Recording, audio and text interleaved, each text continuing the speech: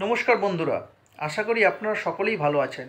Content দেখে বুঝতে পেরেছেন আজকে আমি কোন বিষয় নিয়ে আলোচনা করতে চলেছি। খবরে প্রকাশিত হয়েছিল যে মার্চ মাসে 18তম লোকসভা নির্বাচন 2024 হবে, অর্থাৎ 2024 সালে মার্চ মাসে লোকসভা নির্বাচন হবে। কিন্তু যেটা বিশেষ সূত্র মারফত আমি খবর পাচ্ছি এবং বিশেষজ্ঞদের থেকে যা জানতে পেরেছি সেটাই আজকে আমি আপনাদের সামনে তুলে ধরার চেষ্টা করছি। দেখুন, 2রা ফেব্রুয়ারি থেকে 12ই ফেব্রুয়ারি পর্যন্ত মাধ্যমিকের পরীক্ষা, 16ই ফেব্রুয়ারি থেকে 29শে ফেব্রুয়ারি পর্যন্ত উচ্চ মাধ্যমিকের পরীক্ষা আছে।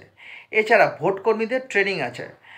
এবার যেটা বিশেষ সূত্র মারফত আমি যেটা খবর পেয়েছি, এবারে ভোটকর্মীদের 3 দফা ট্রেনিং হবে, মানে 3টে ট্রেনিং কিন্তু হবে।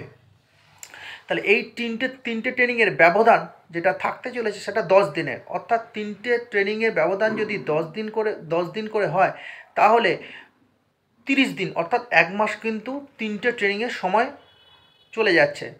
তাহলে 29 তারিখে যদি উচ্চ মাধ্যমিকের পরীক্ষা শেষ হয়, ফেব্রুয়ারি মাসে 29 তারিখে যদি উচ্চ মাধ্যমিক পরীক্ষা শেষ হয়, তাহলে মার্চ মাসের প্রথম দিক নাগাদ পরীক্ষা শেষ হলেই কিন্তু ট্রেনিং শুরু হবে। তাহলে মার্চ মাসে কিন্তু কোনো মতেই ভোট হওয়ার সম্ভাবনা নেই।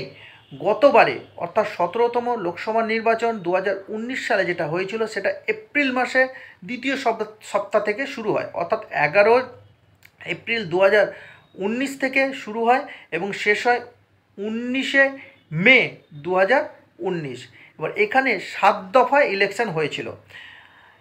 এবারে সেই দফা কিন্তু কমার সম্ভাবনা খুবই কম, অর্থাৎ 7 দফাতেই হওয়ার চিন্তাভাবনা কিন্তু আছে। তবে ইলেকশন কমিশন যতক্ষণ না পর্যন্ত সঠিক কোনো গাইডলাইন দিচ্ছে ততক্ষণ পর্যন্ত কিন্তু আমরা কিছুই বলতে পারা যাচ্ছে না। তবে বিশেষ সূত্র মারফত যেটা জানা যাচ্ছে যে এপ্রিল মাসে প্রথম দিকে নাগাদ কিন্তু ভোট হওয়ার সম্ভাবনা আছে এবং 3টে ট্রেনিং কিন্তু হবে। সকলে ভালো থাকবেন, সুস্থ থাকবেন।